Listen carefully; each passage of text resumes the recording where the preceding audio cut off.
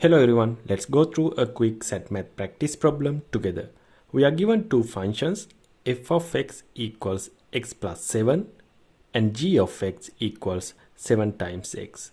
The question asks us what is the value of 4 times f of 2 minus g of 2. Your answer choices are A -5, B1, C22 and D28. Take a moment to look at it carefully and think it through.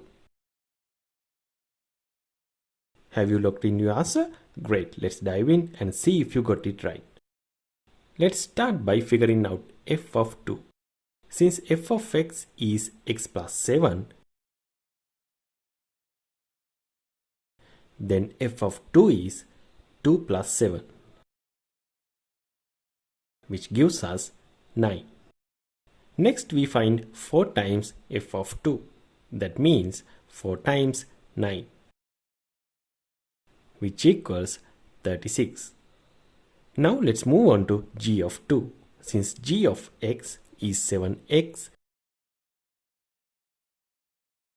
we plug in 2 and get 7 times 2, which is 14. Now we subtract g of 2 from 4 times f of 2.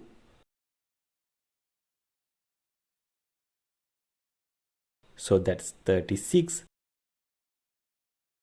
minus 14, which equals 22.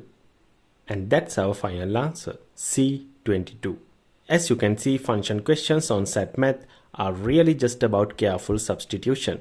Just take it step by step and you have got it.